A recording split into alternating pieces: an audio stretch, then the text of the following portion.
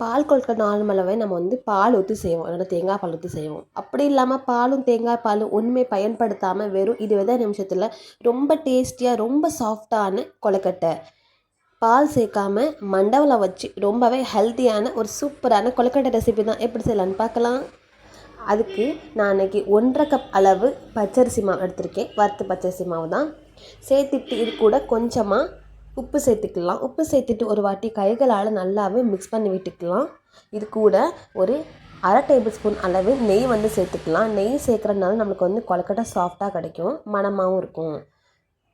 நெய் எல்லா பக்கம் படுதா மாதிரி ஒரு வாட்டி நல்லா மிக்ஸ் பண்ணதுக்கப்புறமா நம்ம இப்போ வந்து கொஞ்சம் கொஞ்சமாக தண்ணி சேர்த்துட்டு நம்ம நல்லா மிக்ஸ் பண்ணி எடுத்துக்கலாம். தண்ணி சேர்க்காமல் நீங்கள் லைட்டாக வெதுவெதுப்பான தண்ணி கொஞ்சம் சேர்த்திங்கன்னா நம்மளுக்கு நல்லா கொழுக்கட்டை சீக்கிரம் வெந்து வந்துடும், நல்லா கொழுக்கட்டை சாஃப்டாக இருக்கும். ஸோ வெதுவெதுப்பான தண்ணியை கொஞ்சம் கொஞ்சமாக ஊற்றி நம்ம இந்த மாதிரி ஒரு சப்பாத்தி மாவு அளவுக்கு கன்சிஸ்டன்சிக்கு இல்லாமல் கொஞ்சம் ஹார்டாக வந்து பிசையணும். நம்ம ரொம்ப கொஞ்சம் தண்ணியாக பிசைஞ்சிட்டா கொழுக்கட்டை பிடிக்க வராது, கொழுக்கட்டை வந்து உடஞ்சிரும் நம்ம தண்ணியில் போடும்போது.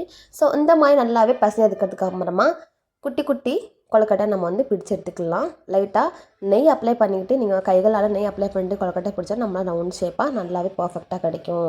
ஸோ செஞ்சு வச்ச கொழுக்கட்டையை நம்ம ஆல்ரெடி ஒரு சட்டியில் வந்து கொஞ்சமாக தண்ணியை ஊற்றி ரொம்ப கொதி வரக்கூடாது, கொஞ்சமாக லைட்டாக கொதினதுக்கப்புறமா நம்ம பண்ணி வச்சுருக்க கொழுக்கட்டை எல்லாமே ஒன்று ஒன்றா சேர்த்துடலாம். இந்த கொழுக்கட்டை வேகட்டும். இப்போ நம்ம சைட் பை சைடாக வந்து வெல்லம் கரைசலுக்கு வந்து ரெடி பண்ணிடலாம். நான் அன்றைக்கி 3/4 கப் அளவு வெல்லம் பவுடரை வந்து சேர்த்துருக்கேன். நீங்கள் முழு வெல்லம் என்னாலும் சேர்த்துக்கிடலாம். அதை ஒரு 1/2 அல்லது 3/4 டம்ளர் தண்ணி அளவு சேர்த்துட்டு 2 ஏலக்காய் வந்து தட்டு சேர்த்துட்டு நல்லாவே கரைச்சி எடுத்துக்கலாம். அதை பாகுபதம்லாம் தேவை கிடையாது, ஜஸ்ட்டு அந்த வெல்லம் கரைஞ்சா போதும். பாருங்கள், கொழுக்கட்டை நம்மளுக்கு நல்லாவே வெந்து வந்துருச்சு. ஸோ இந்த ஸ்டேஜில் நம்ம கரைச்சி எடுத்து வச்சுருக்க வெல்லம் தண்ணி வந்து இல்லை சேர்த்துடலாம். உங்கள் இனிப்பு பொறுத்து நீங்கள் காணலைன்னா மறுபடியும் கூட நீங்கள் வெல்லம் கொதிக்க வச்சு சேர்த்துக்கலாம். இல்லைனா வந்து வெல்லம் பவுடர் இருக்குல்ல, இன்ஸ்டண்ட்டாக கிடைக்கும், ஸோ அது கூட நீங்கள் சேர்த்துக்கலாம். ஒரு வாட்டி நல்லாவே கலந்து விட்டுக்கலாம். வெல்லம் தண்ணி ஆட் பண்ணதுக்கப்புறமா ஒரு 5 நிமிஷம் கொதிச்சா போதும், ரொம்ப கொதிக்க வேணாம், ஏன்னா ரொம்ப கட்டியாயிரும். ஸோ 5 நிமிஷத்துக்கு அப்புறமா நம்ம ஒரு கிண்ணத்தில் சர்வ் பண்ணிடலாம். இது கூடவே இன்னும் டேஸ்ட்டுக்காக கொஞ்சமாக தேங்காய் துருளும் நீங்கள் கொடுத்தீங்கன்னா ரொம்ப ஸ்வீட்டாக ரொம்ப சூப்பராக ரொம்ப சாஃப்டான கொழுக்கட்டை வந்து ரெடி ஆயிடுச்சு.